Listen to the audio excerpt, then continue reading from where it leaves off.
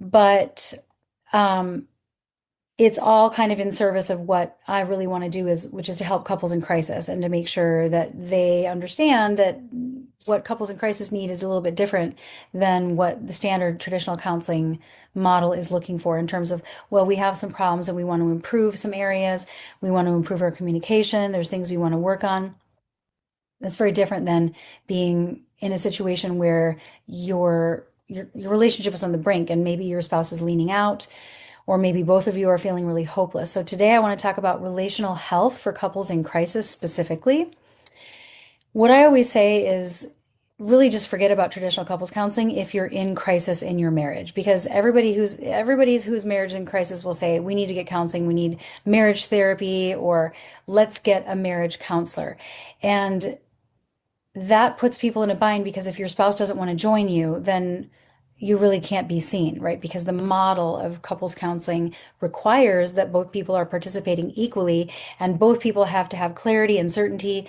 Yes, we want to be here. Yes, I want to fight for this marriage, but it might be that one person isn't sure. And so we miss a whole group of people where it's like one of us or both of us isn't even sure, and we can't say that we know for sure what the future holds, but we want to do all that we can on our side of the street to maximize the possibility that whoever's leaning out in the marriage could change their mind and see what's possible based on some of the new patterns that we can cultivate through this crisis work. I think that the reason people think that couples counseling is the only option is because they just don't know that it has really notoriously poor outcomes, and there aren't really any other options positioned, right? Most people don't know anything else. And I know I had that same problem in my marriage, is that that was just the only option for us, my husband and I, and we went like 3 times to 3 different stints of counseling. And there was one that we got a lot of insights out of it, but in terms of actually from the inside out creating change, it wasn't very powerful. So the reason why is because with just a 50-minute session every week or two, which standard is every 2 weeks, it's not enough time, right? 50 minutes across 14 days, you're just not getting very much support. You're not getting support in between the sessions. You're barely scratching the surface in the session because you're talking about two people. It's not even just we're looking at one person in 50 minutes. We're trying to uncover things that are going on from two people's perspectives in one 50-minute session. It's woefully inadequate. You just scratch the surface, you stir things up, and then people go home and then they have all this unresolved stuff. And I hear all the time, and this I can relate to this too personally, that couples go home and now they're mad at each other and there's silent treatment in the car because they don't like what came up in counseling. It didn't help, right? Now they go home and they're disconnected. They're either going to fight about it or they're going to retreat and be in shutdown until their next session. Or, they'll kind of just put it under the rug, wait a couple days, things are kind of normal, then they have another argument, and now we're unpacking that in the next session. And we just really never get to the heart of the matter with that model. So today I want to share what I think are in content, the 3 areas that we have to focus on, the 3 most important things that need to be addressed first if we're dealing with couples in crisis. And that is related to the strategies and the skills and the actual content of what we need to do, right? The essential skills that we need for couples in crisis, plus the best structure for support that couples who either are really entrenched in old patterns for a really long time and they just can't break out of it, or in situations where one spouse is leaning out. The problem with traditional methods is that there's a lot of focus on insight and not action. And most couples already have insight, right? Most couples already understand why something isn't working. They understand what they're doing that they shouldn't be doing, what losing strategies they're engaging in, what their triggers are, where they come from. But that doesn't move the needle really, right? It gives you an idea, and it gives you an idea of what to do or what not to do, which is half the battle. But then the other half, or even more than half of that battle, is how do I actually implement it? And it's almost even more painful once you have the insights and then you can't execute on those insights and you have a failure of execution, even with the knowledge, is worse than not even knowing, which end is up, right? So I think that's the tragedy, is that you can have the insights and it doesn't mean you can create a new way of being or that you can internalize these new habits. The other thing, and some of you have heard me say this before too, is that the traditional model leads with communication first, which we cannot really do If we are focusing on communication before we've looked at our programs, before we've looked at subconscious beliefs that are getting in the way, and before we've looked at before we have an emotional connection or understand our boundaries or our life dreams or our vision, we're really putting the cart before the horse, and that really will backfire, right? Like it'll make it worse, and then people think it's not working, and they mistakenly believe that their marriage can't be fixed or saved because they think that they've done the right things, but they don't realize that there's some things that have to be in place first. As I've said before, it bypasses subconscious programs that sabotage your efforts to change, and it really, most importantly, overlooks the importance of community. Most couples counseling is done in secrecy without others, who are walking the same talk, who are going through the same thing. Not only mentors who have done it, people that have gone through those challenges themselves and come out the other side, so they have that experiential knowing, but even just peers, being around other couples that are practicing the similar skills that are at varying levels of progress that can inspire each other, right? Because if you're in a community where you see people that have been where you are and they're farther along and they're saying, I remember being there, this, you can do it if I can do it, right? You see the successes and you get inspired and you know that it is possible, which is so important because one of the biggest things that gets in the way is hopelessness. Is really just a matter of mistimed readiness and somebody getting to the place of like not believing that it's possible for it to be different. And then finally, the problem is that it spends way too much time focusing on the problems. It originated, the whole model of couples counseling originated from a diagnostic model that is it trains the therapist to focus on symptoms, a cluster of symptoms, and what is the label, what is the diagnosis that corresponds with this cluster of symptoms. So you're always looking at the symptoms and the problems in order to understand the label or the diagnosis, but that doesn't really work that well in couples counseling. It's not like, well, this person has a mental health condition and it's bipolar, and so therefore you don't want to give them antidepressants because that would be the wrong thing to do. You really need to make sure that you know the difference between is it depression or bipolar 1, right? That's important when you're dealing with mental illness. But to extrapolate that diagnostic model into something that is just a relational dynamic between two people, it doesn't really work, right? You can't do that. The problem lives between the two of you, especially, I mean, if one of you has a precondition, then obviously one person has to go deal with that. And then the diagnostic model applies. But if you're not dealing with that and you're trying to navigate how you work together and how you problem solve and how you come together and repair and connect and those kinds of things, it doesn't really help to always be focusing on what is the problem. Let's analyze it. Let's live in it. Let's rehash it. Let's talk about it again and again and again. You get what you focus on, right? You get what you're bringing your attention to is what you feed and what you expand. And so that's when you combine all of these limits that are systemic, it has nothing to do with the therapists themselves. It's just the model that they're trained within is woefully, in my opinion, inadequate for couples in crisis. So the solution, in my opinion, when you're at that point of crisis, is that you really have to immerse yourself in the work. You have to join a community of peers and mentors who are doing the same work, who are committed to it as a practice, almost as a spiritual practice in their lives, that it's like a commitment that they have in a certain way that they live, because we are most like the people that we surround ourselves with. And then if you can focus on these three areas of relational skills, and then I'm going to get into the structure in a minute, that's really what you need. Okay. So content wise, the first thing we have to focus on is emotional safety. Well, actually, the very first thing is shared vision. Sorry. Vision is what you have to have, right? Where am I going? What's it going to look like when I get there? What are my life dreams? What are my values that are guiding me? What is the marriage that I am here to build and create? This can look different depending on who you are. You don't have to have the exact same vision, but you have to have enough of an overlap, almost like a Venn diagram, that you can build out from. And part of that shared vision of understanding this is my spouse's vision, this is my vision, and here's where we overlap and here's where we can build out. We want to start there in the sense of committing to that growth. I'll do my part to show up in alignment with this vision, and you'll do your part to show up in alignment with that. And if we work it from both ends, we'll turbocharge the work. That's for when you're doing it together. I think couples often get stuck in survival mode and then they lose sight of what they're actually building together. So having that vision is what allows you to come together and be like, what are you even trying to create? Do you want to have the kind of relationship where we do give each other feedback? And if so, how do you want to receive feedback in your ideal scenario? How do we solve problems? How do we decide distribution of labor around the house? How do we handle our in-laws? We want to know, like, what are we even here for? Because we could waste the rest of our lives trying to convince each other of what we want. But if they're not even here for that, we're wasting our energy. And so what we have to do is find out what their vision is, share ours, see where they overlap, and go from there. Making joint commitments and changing patterns, that is where you have to begin. The pattern interrupt starts here. I'm drawing a line in the sand. Here's where we are. Here's where we want to go. From this moment forward, everything I do is in service of that. And then we anchor ourselves into what is possible or the vision of not just what we're trying to escape, the patterns and the stuckness and the toxic ways of relating that we really want to break out of. So much of the time we're just so stuck in that all we can think about is just not having that. I just don't want to have that anymore. But that's not enough to just think about what you want to walk away from, what you want to be free of. You have to think about, where am I going, right? I'm not just escaping from hell. What's my heaven? Where do I really want to end up?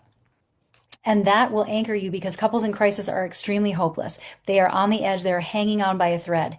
So the only thing that's going to anchor you when you're in the midst of it and stirring things up, and especially when we're doing repair work and things like that, is to anchor yourself in your vision and your values, and knowing that everything you do is in integrity with those values, so that you don't have anything to lose, even if your spouse doesn't show up perfectly in the response to your efforts, right? It still keeps you anchored into, I know who I am, I know where I'm going, and I feel grounded in that no matter what else is happening around me. That's the inside out approach. So that's the first thing. The second thing is we have to build emotional safety, because obviously, I've talked about this before, and if you're familiar with the work of Dr. Sue Johnson, we're not going to problem solve if you have a difference of opinion unless you feel emotionally safe. And when I'm talking about safe, I'm talking about, that you're not being judged, that you're safely, securely attached. Like, I might be stressed out, but my spouse is turning toward me in my distress. They care, they're attuned, they're listening, they're holding space. You can feel that. It's not even about communication skills or tools or knowing the right things to say. It's literally just feeling that energy of somebody caring and holding that space where you can be honest and where there's no defensiveness, right? You can share your truth, and they're getting themselves out of the way to be able to make it safe for you. That, of course, has its own set of skills, like regulating your nervous system in conflict so you can stay grounded and regulated, being able to listen to understand as opposed to not trying to win everything or fix everything, and withholding criticisms and things like that. But when you're connected in that primal way, the rest sort of follows, because it changes your filter of the other person and you start to see them as your ally and not as somebody who's working against you. And then the third thing that you have to focus on is the repair skills. And that's where we can kind of get into the problems. That's where we can kind of heal and, bring up betrayals in the past. Like, I felt emotionally neglected in the past, or something occurred with my in-laws or their in-laws that really made me feel betrayed, and we need to really repair that, and there needs to be forgiveness and processing and a shared understanding of what are the takeaways from that, what can we learn from that, and how do we utilize that information to make sure that we're doing it better in the future. So the first thing is vision. The second thing is emotional connection.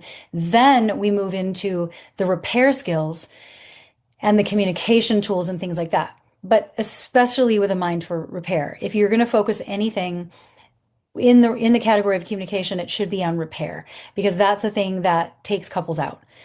It's resentment, it's unhealed resentment, it's lack of repair, it's fighting and then letting it blow over, and you never really resolve it. It's just like conflict, but no resolve. So that's why a lot of couples divorce, is because there's so much resentment, there's so much hurt, there's walls of hurt that, like, harden your heart so that your spouse can't come in, and you don't want to open yourself up or be vulnerable again. And that's why you have to go in that order. All the other skills and tools, attachment styles, love languages, all of the amazing skills and tools that are out there to make your relationship better. Those principles are cool and important. And I do teach them, but when you're in crisis, this is what you have to focus on. So if you go to couples counseling, don't let them start with the problems. Don't let them start with like, let's rehash everything and try to clear the air first. First, we have to actually know what we're here for, what are our visions, how do we create safety, and then we can do that. Now, in terms of the deliverables of the structure of how we can support couples in crisis, this is important too, because it's not just the content, it's about how do we teach the content? What is the container in which we support couples even while we're teaching this content? And so, what I like to look at is the, I guess I call it structure. And when I say structure, I'm really referring to several things. I'm referring to something where you have a curriculum in the sense of there are things that everybody that's in a tough relationship has to learn. Here are the essentials. Here are the lessons. There's theory and then there's practice. You understand the concepts of certain things, you understand the research and the science behind it. Now you get to practice it. That's structure. So you really want to have some kind of coursework, some kind of template, some kind of process where it's like, this week we're focusing on this, and then that builds to the next week where we're focusing on this, and each thing leads to the next, and it's an intelligent plan of action. That's what a curriculum gives you. Also, you want to go in the right order, of course. You can't go out of order, as I already suggested from the content. And part of that order is what I alluded to already, and what I talked to about when I had my live stream last week where I talked about the blueprint. So I'm not going to get into that here too much. I do have a YouTube video on that if you check out my YouTube channel. And at the end of this, I'll pop the link in because I can't remember the title of it. But the blueprint is get crystal clear on your vision, not just your goal, but what does it look like, sound like, feel like once you get there.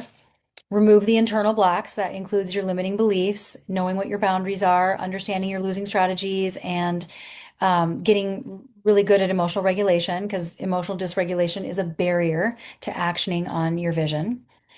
You want to expand the positives of your relationship while doing the inner work to change your relationship default modes. So expanding the positive before you tackle the problems expands goodwill and allows you to have a little bit of emotional resources in the bank so that when you do tackle it, you can and you've got the resources for it. Then you build emotional connection, like I already talked about. That's where we build the safety. That has to be in place before we can successfully problem solve. Then we learn the communication tools for healthy relating, and that's where most couples counseling work starts. But it's important. We have to do that.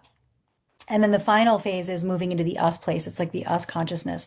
This is where you co-create your life dreams based on where they overlap.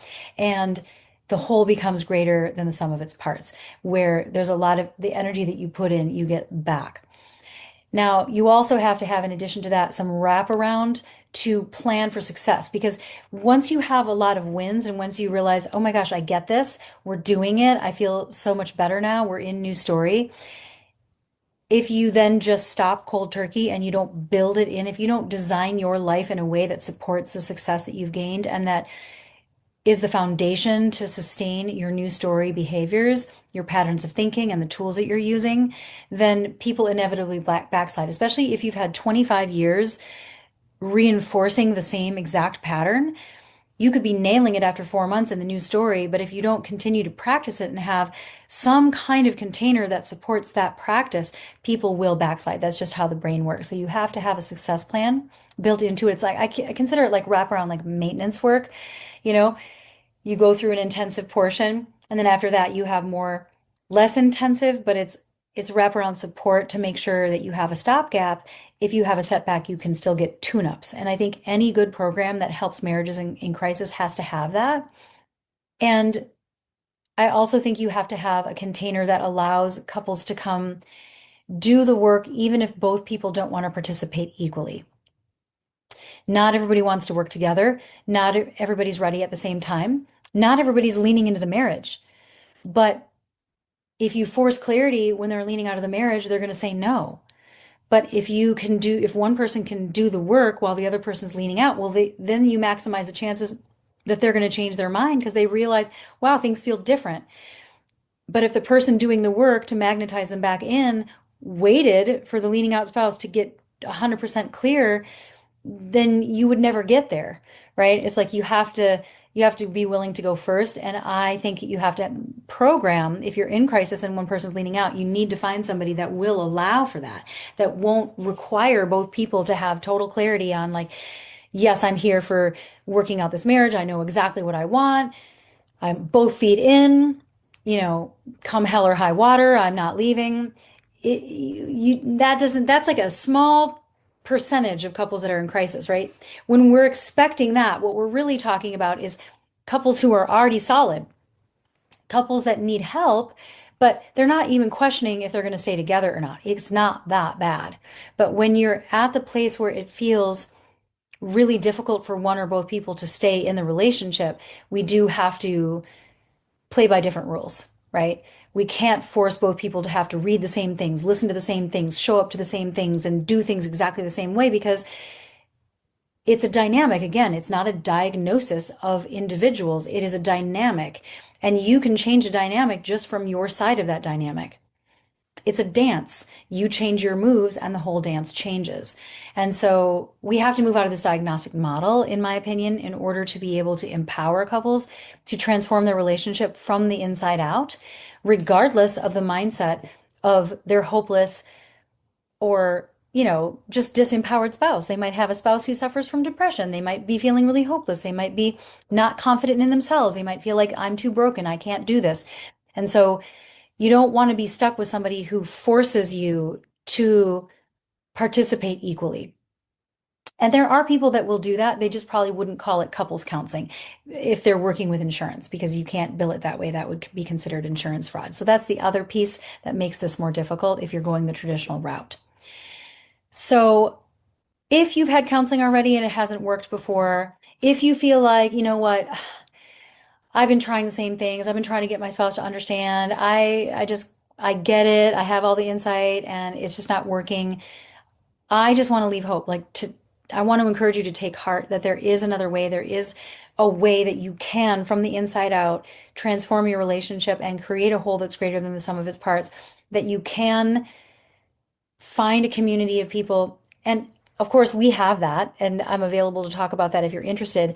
But if you're looking in your area locally, or you want to research, ask them, do you have structure? Do you have support in between sessions? Is there a group component where I can be around others who are walking the same talk, that I can get inspired by, that I can be immersed in this language of relational health? Just like if you were going to learn a new language, you'd want to be around people who are speaking that language, right? It's the same thing. So you really want to ask about that. And how much accountability are they providing? How much of an emphasis on mindset and energy work are they providing? Do they have a structure where you can move into action and not just be like, here are your insights, now you go home and figure out how you're going to apply those? That's not it. That's not it. You can't do that. It's Unless you understand how to change your limiting beliefs at the subconscious level and you double down on it and you spend a couple hours on this every single day, well, then you don't need that. But most people do need that kind of motivation or support. But if not, this is what to do, okay? And if it is something you are needing support with, make sure that you do your research, find out what the options are, think outside the box. There are folks out there that I'm sure are willing to do something outside of this traditional model. They just probably haven't seen the way. So if you come in and say, look, this is what I'm looking for, is this something you can provide? Some coaches and some therapists will be able to create and customize their own things. But if you want to explore that with us, let us know, because we can give you a link to book a free call where we can first see if we can even help you. Because if we're dealing with preconditions, this inside out approach isn't going to work. But we can assess the situation and find out what we're dealing with and then give a prognosis and say if we can help you or not. We're never going to invite somebody in that we don't think we can help. But we'll tell you honestly. But then that at least gives us an idea of what our recommendations would be. And then you can also, so we can find out if it's a fit and you can find out if it's a fit.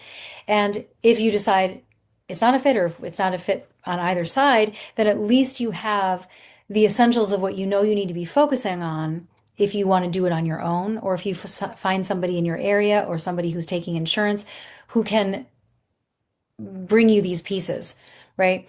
They just might not have been trained in that way. A lot of couples counselors, they are generalists, right? They're therapists and they can also see couples, but it's not their area of specialty. So if you, it's, don't be afraid to tell people, this is really what I'm looking for.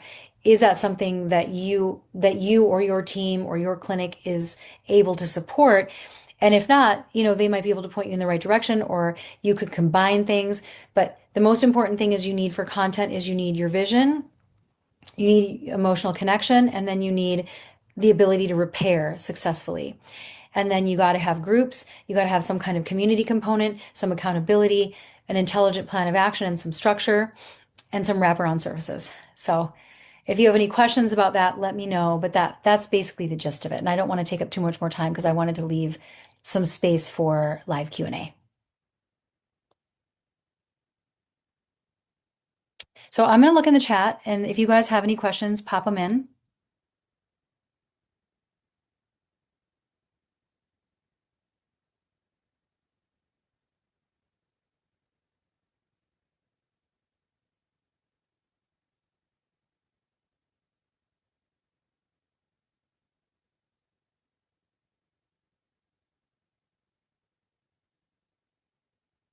I don't see any questions, guys. Can you guys hear me? We can, oh, here we go. Oh, there we go. Okay, I just wanted to make sure. Um, okay. How can I tell if I'm dealing with a precondition? I'll tell you right now what a precondition is. And so that doesn't, there might still be some gray area, but essentially a precondition is something that lives inside of one person in the relationship that has to be addressed first before the dynamics can be healthy. An example would be if one partner is involved in an outside affair, their attachment needs are being met outside of the relationship. That's a precondition. That can't be happening. I mean, if we were going to, this inside out approach won't work if we don't have any leverage, right? A precondition is something that gives us no leverage, even in the inside out.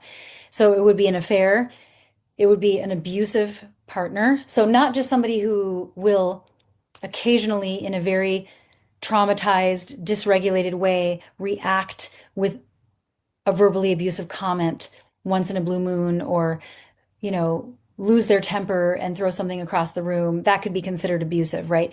I'm not talking about things like that one off, even though that's still abusive behavior. I'm talking about a pattern of abuse, like power and control, cycle of violence, walking on eggshells, building tension, outburst, and then the honeymoon phase all over again.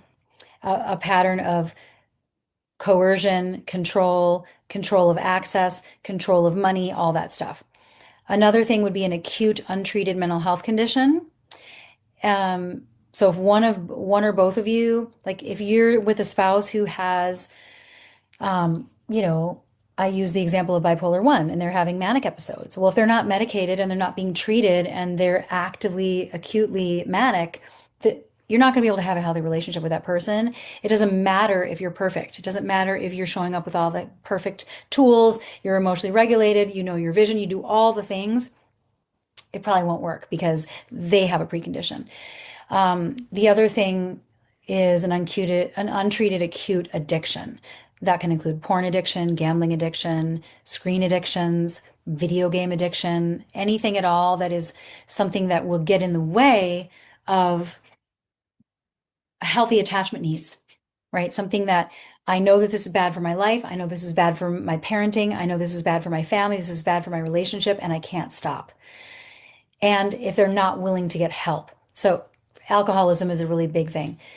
What if they recognize they're an alcoholic and they're in meetings? Great. Well, that's not a precondition. They're sober and they're in recovery and they are getting help for it. Great. But if it's like if I talk to somebody and they say, my spouse is an alcoholic, but they don't think they are, and they're not going to get help, then it's a codependency issue of like you can't make somebody quit drinking. If it is problematic for you, then you really have to work on your own boundaries. But again, it's a situation where you could be perfect and it won't make a difference, right? Because you're up against something that is a significant barrier. Narcissistic personality disorder is also a precondition of this is the other thing, a personality disorder. And how does a person know if a person is narcissistic versus strong personality traits is the thing I was just going to get into. So that's a great question. Most people have narcissistic traits. Like, I think we live in a narcissistic world, right? You could look up just Google it, right?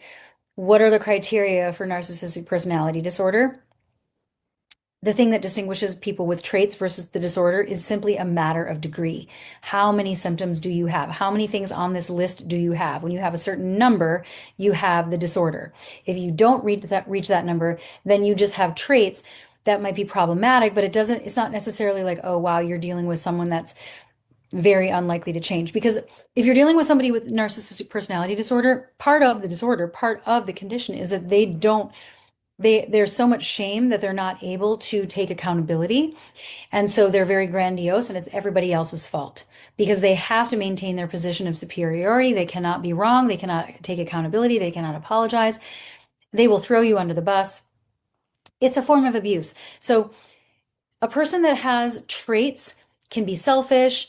They can have difficulty taking accountability, but somebody who's a true narc never apologizes. They will throw you under the bus. They will make you look bad. They will protect their reputation in other people's eyes over their family. A true narc will fight dirty in court just to get back at you, even if it's going to hurt the kids, right? Even they will hate you more than they will care about the things they care about. And it's truly pathological and extremely toxic and destructive. Those are the times where I'm like, I don't even want to support you in this relationship because I could teach you all the things. And a lot of people come to us and they're like, I can do this on my own. I can learn. I can change my ways. I can become better. I can become less reactive. I can get less defensive. And they think if I can be better, then I can turn this around. But when you're dealing with a narcissist or somebody who's really abusive, it won't really work. And I would say until they can show you, and the only way that they're going to show you is if they're willing to do the inner work without you. If they will only do the work with you, it's not true accountability. Um, so I hope that helps in terms of knowing the difference between a narcissist. Terry Real, if you want to Google it, Terry Real talks about this too and the difference between them, but it's hard because we are usually not talking to the person in question who might be a narcissist. They're not on the phone with us. We can't diagnose somebody somebody we're not talking to, but we can get an idea. We can get an idea over time and working with somebody like, oh, now we've heard enough to know that this is significantly problematic and it's in the structure of the personality. The difference is that with the traits, when you're no longer activated, you can recognize it and you can take ownership and you can say, I can see how I did that and I'm sorry and I'm going to work on it and you can grow and you can learn. When you're a true narcissist, I know there's some people that say you can still recover if you're a true narcissist. That's just not something that I do in the context of my work with spouses of narcissists. So, yeah, that would be something that they would have to get their own work on. And now, if they're not responding to those techniques, broadly speaking, make me go through absolutely every detail, even though the answer to every single one of the most recent issue is weakness. To me, it feels like the same question. Where can you give me more of an example? You can unmute yourself if you want. JMR. Can you give me an example of the techniques that you're referring to and every detail of what? An answer to every single question, every single one of the most recent issue. Weakness, like what do you mean by weakness? Your weakness? Sorry, that was No, yeah, that's sorry, okay. that was worded weirdly. I had to close my office door. Oh yeah, Um, I understand. but yeah, Okay. so the first part of that is basically, to determine if you're dealing with a precondition is if you're using the techniques you're talking about and they're just not changing their response to them. They're continuing to go about things the same way. So you're making changes and they're not making changes. Yeah, just as a way to determine, like my first question of is that the broad answer of how to determine if you're dealing with a precondition. Yeah, sort of, but it takes time. So there's a caveat. Mm-hmm. if there's no precondition, but there's deeply entrenched patterns or there's old resentments and there's hopelessness on the part of a leaning out spouse, then the changes that you make, it could take months before they start to lower their walls of resentment and start to receive those changes and start to recognize this could be different. I can let this be now. It feels new and I want this, right? It feels like we're not going to go back to something.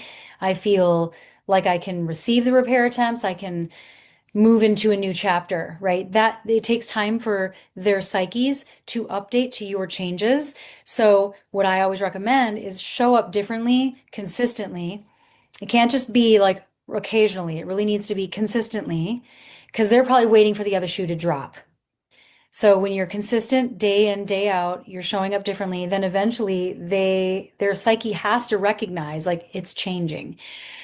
But if after like 6 months or longer, you feel like you're putting your best foot forward day in, day out, and they're not changing as a result, then you might be dealing with a precondition. But how I look at preconditions is not just that. That's not the only thing I would look at. I would look at, well, what's actually happening? What is their personality like? What do they say? Do they take accountability? What precondition do you think they might have? And then I would ask you questions more about that. Like if you think their precondition is they're a narcissist, then I would ask more about your history and some of the arguments that you've had or the points of contention or what has happened in the past in terms of repair attempts and how that normally goes. Does that make sense? Yeah. When And you then say to me it feels like the same question worded 100 ways, what do you mean by that? so the most recent thing which I'm commenting on there is, I've had a past of infidelity with previous partners. Not so much with this one, at least not to the same extent, but to her, the emotional components were still there. And so one of the problems was just a female friend I have at work, which I no longer affiliate with. But that's the thing she keeps going back to over and over. And she's like, when she wants to address it, she just like, well, why in this circumstance did you answer this way? And why didn't you do this instead? And it's like every single little instance when, I explain the entirety of, So I you had a answer weakness. her, Like but I had a weak, it doesn't, your answers don't matter. basically, yeah, she wants every single specific question answered rather than hearing the broad answer and applying it to the questions. Yeah, but that's part of a fair recovery. Like part of rebuilding trust is knowing that you're going to get the truth and understand why something happened, what the meaning was, what was your thought process behind it, what was happening. Those why questions, sometimes they're like losing propositions because it's not a real question. Like, why did you do that? And then you give them an answer, and then they argue with your answer. So that's not really the point. They're not really asking. They're making a point that it doesn't make sense. I don't like it. I can't get past it. Is different than I want to understand. Tell me why. But people can conflate that. So I think that if what you're dealing with is somebody who wants to know that they're getting the truth so that they can trust in the future, then you do have to answer those questions. But you want to know what the why behind the question is and understand, because usually the questions are designed in that situation, because it is more of a specialty when we're dealing with breaches in trust, is if I can understand your thought process, then I can have more control over preventing it. Or if I understand your thought process then versus now, then I can trust you more because I understand you're different now. You understand why it happened and you've evolved as a result of things. And so therefore you're not even the same person anymore. So now I know you wouldn't even do that again. I think that's usually what's behind those kinds of questions. Does that make sense? Yeah, yeah, it makes sense. There's other factors involved with it. Like I've been doing the work going to therapy for a year now. And so I Mhm. have made a lot of the changes and they're not being seen. Like it doesn't seem like she even cares what my answer is. It's more like she wants to hear the answer, leave. Because if I don't give the answer that she believes, she just thinks I'm lying to her. Yeah. Well, are you working with somebody around this? Oh yeah, no, I've been working on But I all of mean, my as a problems. couple, Like my first day with this therapist. Oh, as a couple, she's always yeah. said that she doesn't feel right going to therapy with me. She's only been a few times, and it Well, was then, okay. The reason I was asking is because it would be something I would bring to them and say, and that you could have them help you with this, but I think you have to ask her, what is it that you need to feel that you could trust me again? And then she will tell you right. what she needs. And then you might decide, I can't give that, or I don't want to give that, or that's unreasonable. And you have every right to do that. And then she can decide then if she can trust you or not. And you also have the right to hold a boundary and say, you know, I'm not able to do this anymore. Right. But it sounds like there's something that she's been wanting that hasn't been given yet. So I would want to know what that is. What would it take? Right? What would it take? Do you have a sense of what it would take? And I have a referral I can give you for fair recovery or like betrayal recovery, because that is more of a specialty. And I can certainly give that to you if you think that would be helpful. Because if you've done your own work and you've already come to a better understanding of yourself, then that should be a great segue into kind of now moving into how do we move forward together and how do we hold space for these repair conversations to clear the past and really turn the page on the past for good. And is there enough that can happen in the new story? It's hard to turn the page on the past if we don't have enough of a new foundation of a new way of being that you can count on. So I would focus on that too. Hmm. So, and you're welcome to book a call if you want to go into more detail on that, where we can go more specifically, because I think there's probably, like you say, there's more here. So it's hard to address all of Yeah, that and generally addressing the question. So, yeah, and one of those is I'll just say up front, is autism that she doesn't understand. So I don't respond to the state. This is why she thinks she knows what's going on, because she studies her own stuff. But it's like I mhm. don't respond the same way to the same stimuli. And Mm, she's like, well, you're not just an exception to psychological rules. And I'm like, I'm not saying I'm not. I'm saying that what you're talking about is not what's going on in my head. So, mm, but she just I can't, see. she can't grasp that as one of the problems. Mm, hmm. That's hard. Yeah, it's hard if you're Yeah, telling the no, truth and they that's, don't and believe you. that's actually what, yeah, and that's actually what built my infidelity problems to begin with, was like a need for female validation, because I've been misunderstood over and over and over again throughout my life, because Mm, I don't have it severely. It's mild, but it's strong enough to cause problems. And mm, because of that, it causes even more problems because people don't perceive me emotionally as being different. Even when they mhm, know I'm autistic, their emotional response to me is as if I'm not. And mm. so over and Yeah. over and over again, losing the closest person to me over some kind of misunderstanding. Not that I never did anything wrong, but Mhm, losing them over and over from misunderstandings, coupled with in high school, I had just a bunch of female friends. I think before that really became an issue, but I had some patterns to grow out of to be able to have a healthy relationship, and I recognize that, and I've learned. But you know, the the wrong psychology is being applied to me, not because I'm an exception to what she says, but because in that circumstance, that's not me. mhm. Right, right. So it's making the So repair process a lot harder. yeah, it's making it a lot harder. Mm. But yeah, Yeah. so maybe I'll just book something if I feel like it, to do more in depth and let you get to this other Yeah. question. Yeah. Yeah. And maybe she will get to a point where she's ready to do some of this work with you. But if not, ask her, what is it that you would really need? What would you need to see? What would you need to hear? What would have to happen? And for how long for you to feel like we could turn the page and move forward and kind of look at that from her point of view. And then you have something to work with. Otherwise, you're guessing, right? And Yeah, trying to move the needle in the way that you know how, but it's not working for her. So whoever is the one that's like that has a resentment, they hold the cards in the way. If we're in a position where we want to bring them back into the fold, we have to find out, what do they need to feel better? What do they need to believe that things could be different in the future? And to get really curious, right? That's where I would start. And yes, feel free to book a call. And Danielle did pop the link in below in the chat. All right. Thanks for the question. We do have another question Yeah. here too. Can this work if my partner is just done? I believe they still love me, but they have suffered for too long and can't handle any more of the pain after doing everything in their power to make me understand that I was not meeting their emotional needs. But I'm fully committed to us and willing to put in all the work on myself to make us work. Well, your spouse might be past the point of no return. It's just you won't know.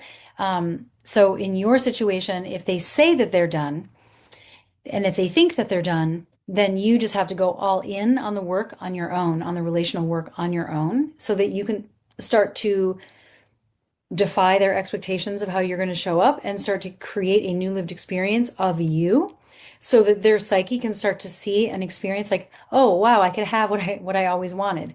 This is what I always wanted. Now, there might be some anger of like, why did it take you so long? This happens a lot. I'm just so mad that you didn't, that it took me being done for you to finally listen. But a lot of times people get over that and they're like, well, better late than never. I'm mad that it took so long, but also I'm glad it's not happening now and I can forgive and move on and we can now enjoy what I always wanted, even if it's, you know, for less of my life than I wanted. That's one way to go. The other way to go is, well, you double down on the work and you do it on your own, and they are past the point of no return. They appreciate your work, but they still decide that they don't want to come back. Either way, in my opinion, it's still a worthy cause because you're going to grow and evolve in ways that are really healthy and you're going to maximize the possibility for them to change their mind. And I have seen that many times where people really think they're done and then they change their mind and they come back, not because their spouse convinced them to come back, but because their spouse just started to live the changes, right? Instead of trying to get them to join them, they just did it and looked for opportunities to exhibit those changes and live those changes. It can't be faked, unfortunately. It's not a performative thing. It really does have to be from the inside out. But that's where I would start. Live with the possibility of like, if I anchor into this work and I do this from the inside out, I am maximizing the opportunity that they're going to come around no matter the outcome. So you would have to be willing for you to have that outcome, you would have to be willing to take the risk that you might not get that outcome. That's the irony. You'd have to be willing to go all in if you even if there's no guarantees that that's what would happen, but that's how you're going to maximize the chances that it won't happen without that, right? So if you can do that, like if you can say it's worth it to me to take that chance, then I absolutely would recommend that. But if you say, well, I don't really want to go all in unless if they're really done and I don't even want to waste my time, then you would have to just release them and say, my window has passed, right? And that's a personal decision and nobody can, say for you what would be the right choice for you with your history, your context, your background, and that kind of thing. But I think that's great. If you're fully committed to working on us, and putting in the work to work on yourself to make you work. Just don't put too much pressure on them because a lot of times when one person finally gets really ready to do the work, then they're like trying to get their spouse to join them and they really feel like they need their spouse's input for them to do the work. Don't fall into that trap. Because if you leave it to the person who feels like they're done, nothing will happen and you're just basically giving your power to another person. Take control, do it from the inside out. I've never seen anybody regret that. I've never seen anybody do it and regret it and be like, this was a waste of time because my spouse didn't come back. So, good question. Any other questions, you guys? We have 4 minutes left.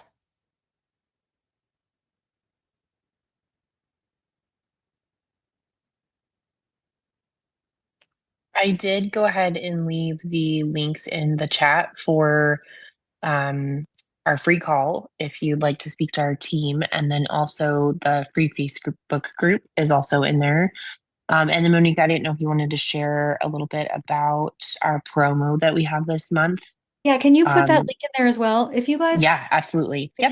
So we are running, so I have this coaching program that's called the Couples Cure. It's a high ticket offer. It's very intensive with private coaching, group coaching, lots of group coaching, spot coaching in between, a members area for questions and and a curriculum. And then lifetime access to that curriculum and monthly live coaching for life, even after you graduate. That's more immersive and a higher price point. Right now, so I've created something new that's called the Couples Code, that is the curriculum from the Couples Cure. It's the same curriculum, but it has monthly live coaching and a dedicated Facebook group for questions like Q&A in between those live calls. So for those of you that are interested in doing this on your own and you don't want to do all the supports or have such a significant investment of finances and time, then I think this is a great option. And it's like $800 off. It's 440% off. Normally it's 1997, and that same like lifetime access to the curriculum, and you get monthly live coaching, I think for 4 months, and then after that you become an alumni, and then you also have monthly live calls after that. And then the Facebook group, where for always anybody that's gone through one of my programs always has access to a Facebook group where if they come back to it again or something happens and they have a question, they can ask it. And we have coaches that, including me, I'm in there every day. I'm in the groups where people can get their questions answered.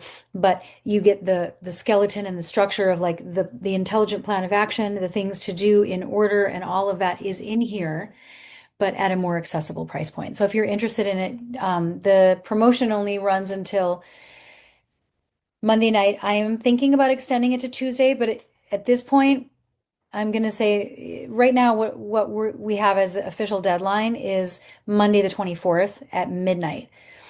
We may extend it to Tuesday, but we'll send out an email and let you know. If you're checking your emails, everybody should be getting emails about these. And then if you click on that link, there's a little bit more information there. But if you have more questions about it, let me know too. We'll be posting the replay of this into the Facebook group. If you're in the Facebook group and you have questions, you can put it under there in the Facebook group, or you can always just email, like reply to one of the emails about this, because everybody in my list is going to get some more emails about this promotion. And then we also have a new men's group that is $197 a month that Burr is running, which is, I'm hearing really good things about it. And it's 90 minutes every Friday. And they also have their own dedicated group. It's not a Facebook group, but it's their own dedicated community. And in the new year, we'll be rolling out a women's group, but I don't know when that's going to be yet. So any questions about any of Lots of that? options. And we Yeah. can always help you decide what's best for you and your situation. If you want to grab that free link that I put in there, I'll put it in there again. But that's sometimes better since we have so many different options for everybody. It's nice to just talk to a member of our team and get a good feel for what is going to be the best fit for your particular situation and what your goals are and what you're looking to do, because they are all a little bit different. So Exactly. Exactly. And then we get a sense of like the severity of your situation, and we'll tell you the truth. We'll give you our honest assessment. Well, thanks everybody. It was good to have you here. We'll be here again a week from today at 4 o'clock Central Time on Tuesday, the 25th. Next week, I'm not sure what my topic is going to be, but we will keep you posted via email and in the Facebook group. So I hope you guys have a really great night. See you next week, thanks, guys. everybody. Bye.